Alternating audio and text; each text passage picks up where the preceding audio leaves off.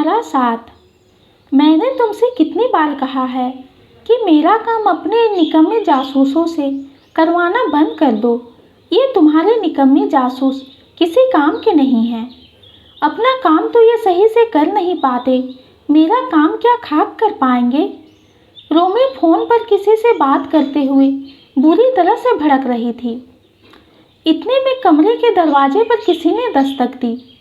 रोमी ने गुस्से से फोन पटका और झुझलाकर पूछा, कौन है? मैं हूँ अमित, जरा दरवाज़ा खोलो। कोई आया था, कुछ सामान देकर गया है, एक लिफाफे में है। अगर तुम बिजी हो तो क्या मैं लिफाफा खोलकर देख लूँ कि इसमें क्या है? रोमी घबरा गई, चिल्लाते हुए बोली, नहीं तुम मत खोलना, मैं आ रही हूँ। बिजली की तेजी से रोमी ने दरवाज़ा खोलकर अमित से लिफाफा लिया और उतनी ही तेजी से कमरे का दरवाज़ा वापस जोर से बंद कर दिया। अमित हैरान परेशान सा रोमी को देख रहा था कि आज इसको क्या हो गया है, पर कुछ नहीं बोला। क्या बात है, वो भी जानना चाह रहा था। रोमी ने लिफाफा खोलकर देखा और मुस्कुराने लगी। फिर फोन उठाकर किसी से बात करते हुए कहा, वेल डन, आखिर आपके निकम्मे जासूसों ने काम कर ही दिया। अभी बारिश बहुत तेज हो रही है, इसलिए मैं अभी पैसे देने नहीं आ सकती हूँ।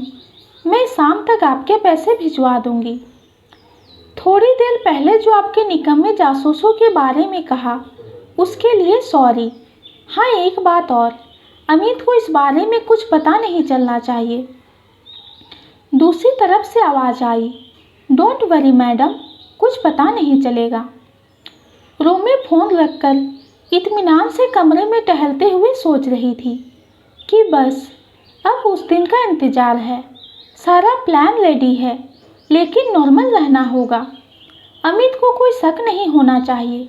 लेकिन क्या अमित उस दिन आईपीएल मैच छोड़कर मेरे साथ बाहर जाने को राजी होगा? रोमी ने खुद से कहा, कुछ भी हो, उस दिन अमित को बाहर तो लेकर ही जाना होगा। रोमी बहुत संभल कर अपने प्लान पर आगे बढ़ रही थी, लेकिन रोमी की लुका छिपी अमित से छुप नहीं पा रही थी। अमित खुद को शांत रखे हुए था कि शायद रोमी ही खुद उसको बता दे कि क्या चल रहा है। पिछले 4 दिन से रोमी बहुत अजीब बदली सी लग रही थी। ये बारिशों के मौसम का असर था या फिर कुछ और? अमित के हैरानी का ठिकाना नहीं था जब 4 दिन बाद रोमी उसके पास आकर बहुत प्यार से बोली, चलो ना, कहीं बाहर चलते हैं। आज मौसम भी कितना सुहाना है। हल्की हल्की सी बारिश, ठंडी सी हवाएं, समोसे खरीदकर चाय पीने चलते हैं। बहुत दिन से एक काम में बिजी थी, तुमको बिल्कुल भी वक्त नहीं दे पा रही थी। अमित ने सुकून का सांस लिया कि चलो सब ठीक है। वो खुश होते हुए बोला, जो हुक्म आपका मैडम। चलिए 2 मिनट में रेडी होकर आता हूँ। रोमी ने कहा, पर तुम्हारा आईपीएल के मैच का क्या होगा? तुम्हारे फेवरेट प्लेयर की टीम खेलेगी आज तो।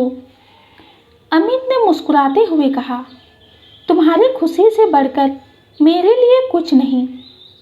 अमित के जाते ही रोमी ने किसी को फ़ोन लगाया, सुनो, हम लोग बाहर जा रहे हैं, मौका बहुत अच्छा है, काम आसानी से हो जाएगा। अमित बाहर जाने के लिए मान गया है। थोड़ी देर में वो लोग बाहर निकल गए थे। अभी 5 मिनट भी हुए थे कि रोमी ने कहा, अमित गाड़ी रोको, देखो हमारी फेवरेट टी स्टॉल, बहुत दिन हो गए हमने यहाँ चाय नहीं पी, चलो आज यहाँ चाय पीते हैं। अमित ने गाड़ी रोकते हुए जवाब दिया, ओके।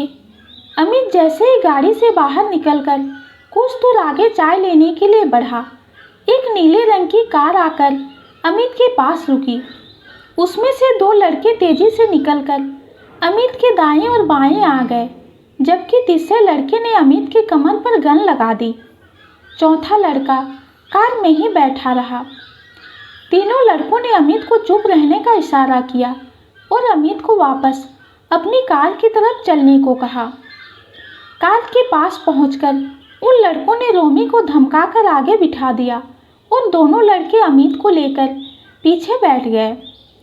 तीसरा लड़का ड्राइविंग सीट पर बैठ गया।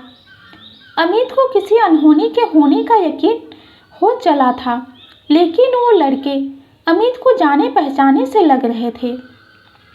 मगर उन लड़कों के मुंह पर कपड़ा बंधा होने की वजह से अमित उन लड़कों को पहचान नहीं पा रहा था। अमित को रोमी की बहुत फिक्र थी। रोमी खामोश थी। 10 मिनट चलने के बाद उन लड़कों में से एक ने कहा, हमें यहाँ उतरना है। सुनो, कोई चालाकी करने की कोशिश मत करना, नहीं तो अंजाम अच्छा नहीं होगा। अमित की आंखों पर पट्टी बांध दी गई थी। रोमी और अमित दोनों बहुत अच्छे दोस्त थे। दोनों के परिवार आपस में बहुत प्यार और स्नेह के साथ रहा करते थे। बचपन से साथ होने के कारण कभी किसी ने उनकी दोस्ती को कभी भी गलत नज़रिए से नहीं देखा। दोनों परिवार बहुत संस्कारी थे। रोमी और अमित एक दूसरे को पसंद करते थे और दोनों परिवार भी यही चाहते थे कि उनकी दोस्ती रिश्तेदारी में बदल जाए। रोमी और अमित का विवाह पिछले साल ही हुआ था। शादी से पहले दोनों दिल्ली में अलग अलग जॉब करते थे।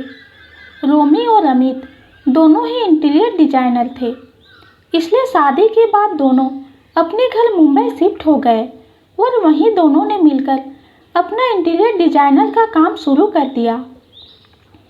अमित रोमी का बहुत ख्याल रखता था और रोमी को बहुत चाहता था, लेकिन अक्सर उसे रोमी के प्यार में कुछ कमी लगती थी।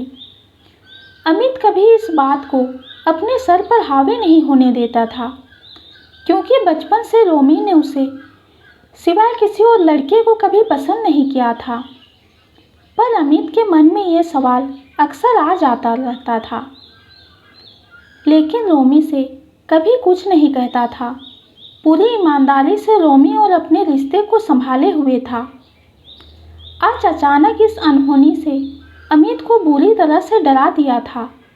उसे खुद से ज़्यादा रोमी की फिक्र थी। अमित की आंखों पर पट्टी बांधकर गाड़ी से उतार लिया गया था। उन लड़कों ने अब मुस्कुराते हुए रोमी को भी गाड़ी से बाहर आने का इशारा किया। रोमी धीरे धीरे हंसते हुए कार से बाहर आ गई। वो सब मिलकर अमित को एक भीड़ वाली जगह की तरफ ले जाने लगे। अमित को कुछ समझ नहीं आ रहा था कि वो कहाँ आ गया है। उसने हिम्मत करके रोमी को आवाज़ दी, रोमी, तुम ठीक तो हो ना? रोमी ने हंसते हुए जवाब दिया, हाँ अमित, हम दोनों ही ठीक हैं। रोमी ने अमित की आंखों से पट्टी खोल दी। अमित आंखें खोलते ही हैरत से इधर उधर देखने लगा और उसके सामने उसकी आईपीएल टीम का फेवरेट प्लेयर खड़ा था, जो अमित को देखकर मुस्कुरा रहा था। अमित आईपीएल मैच वाले स्टेडियम में था। प्लेयर अमित की तरफ बढ़ा, उसको गले लगाते हुए बोला, हैप्पी बर्थडे अमित। उसने अमित के और रोमी के साथ फ़ोटो खिंचवाई और रोमी की लाई हुई टी शर्ट पर अपना ऑटोग्राफ देकर चला गया। वो चारों लड़के भी हंस रहे थे और अमित को गले लगाकर बोले, अमित हैप्पी बर्थडे। सॉरी यार। चारों अमित के कॉलेज के दोस्त थे, जो आजकल अमित के शहर आए हुए थे। अमित ने हैरानी से रोमी को देखा। रोमी हंसते हुए अमित से गले लगकर बोली, अमित हैप्पी बर्थडे। ये सब आपका बर्थडे सरप्राइज़ है। आप हमेशा कहते थे कि जन्मदिन में जब तक सरप्राइज ना हो, जन्मदिन का मज़ा नहीं आता है। एक दिन आपके इन दोस्तों ने हम लोगों को एक रेस्टोरेंट में बैठा देखा था। अमित आपकी मीटिंग थी और आप मुझे भी उस रेस्टोरेंट में ले आए थे। आप तो चले गए, लेकिन ये सब आपसे मिलने वहाँ आए। मेरी मुलाकात इन सब से हुई। मैंने बताया कि आप मीटिंग के लिए जा चुके हैं। इन सभी को वापस लौटना था, तो हमारी एक छोटी सी मुलाकात वहाँ हुई थी। ये सब आपके वापस आने का इंतज़ार नहीं कर सकते थे। आपके कॉलेज के किस्से भी पता चले, जो आपके अपने दोस्तों के साथ हुए थे। फिर किसी ने एक किस्से में आपकी सालगिरह का जिक्र आया, जिस पर मैंने याद दिलाया कि इसी महीने आपकी सालगिरह आ रही है। बस फिर हम सब ने आपको सरप्राइज़ देने का प्लान बनाया। रही आपके गिफ्ट की बात, तो मेरी एक क्लाइंट है। एक बार वो मेरे साथ ऑफिस से घर आई थी। वहाँ उसने आपके फेवरेट प्लेयर का पोस्टर देखा तो उसने मुझे बताया था कि इस प्लेयर की फैमिली से उनकी फैमिली के बहुत अच्छे संबंध हैं। मैंने उसे फ़ोन करके उससे पता किया कि अभी जो आईपीएल मैच यहाँ होने वाला है, क्या उसमें अमित की सालगिरह पर उसके फेवरेट प्लेयर से मुलाकात करवाई जा सकती है। तो मेरी क्लाइंट ने उसी दिन बात करके सब बताकर तय कर दिया था। सबसे प्यारा इत्तेफाक ये है कि आईपीएल मैच आपकी सालगिरह के दिन है। फिर मैंने आपके प्यारे साले साहब से मैच के 6 टिकट बुक करवाने के लिए कहा। वो बहुत बिजी था तो उसने टिकट बुक करके अपने 2 दोस्तों को लाने के लिए बोल दिया, लेकिन दोनों तो ऑफिस पहुंच गए ताकि मुझे वहां मौका देकर आपसे छुपाकर वो टिकट मुझे दे सके। मैंने किसी तरह उनको वहां से टाल दिया क्योंकि आप मेरे साथ थे, इसलिए मुझे उस दिन फ़ोन पर गुस्सा आ गया। मैं रोहन से बात कर रही थी कि अपने के निकम्मे बेवकूफ़ जासूसों को भेजा है, पूरा प्लान चौपट कर देते। फिर रोहन ने अपने ऑफिस से किसी को भेजा था जो ये टिकट घर दे गया था, और उसके बाद का तो आपको पता ही है। अमित अभी भी कुछ कहने की स्थिति में नहीं था, वो बस थोड़ा सा मुस्कुरा दिया। रोमी ने याद दिलाया, चलो चलो मैच शुरू हो रहा है, चलना चाहिए।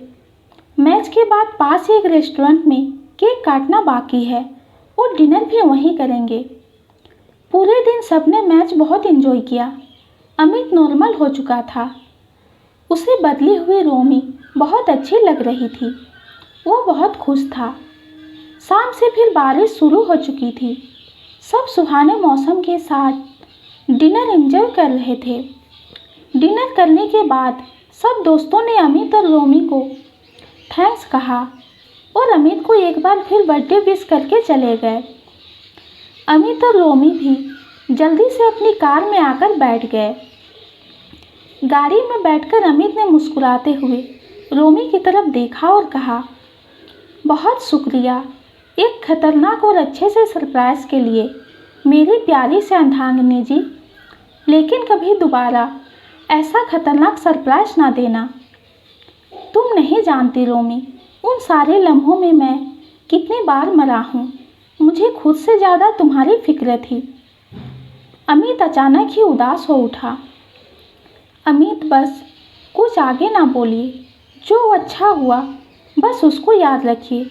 आगे से मैं ध्यान रखूँगी कि सरप्राइज़ डराने वाला ना हो, लेकिन आप भी अपनी डायरी में लिखी वो लाइन हमेशा के लिए हटा दीजिए जिसमें आपने लिखा है, मुझे ऐसा क्यों लगता है कि रोमी मुझसे प्यार नहीं करती है। हमारी दोस्ती अभी तक प्यार में शायद बदली ही नहीं पाई। कुछ रुक कर रोमी बोली, अमित, मेरी तरफ से आपके लिए सिर्फ प्यार था, दोस्ती कभी थी ही नहीं। हाँ, बस मैंने इस बात को बताना जरूरी नहीं समझा कभी। मुझे लगता था कि प्यार तो हमारी फिक्र में दिख ही जाते हैं, कहने क्या ज़रूरत है। लेकिन आपकी डायरी पढ़ने के बाद एहसास हुआ कि अपने एहसास बताना ज़रूरी है, नहीं तो हमारे अपनों को कैसे पता चलेगा कि हम उनसे बहुत प्यार करते हैं। अमित खुद को बहुत हल्का महसूस कर रहा था। वो मुस्कुराते हुए बोला, ये सरप्राइज़ सबसे ज़बरदस्त था।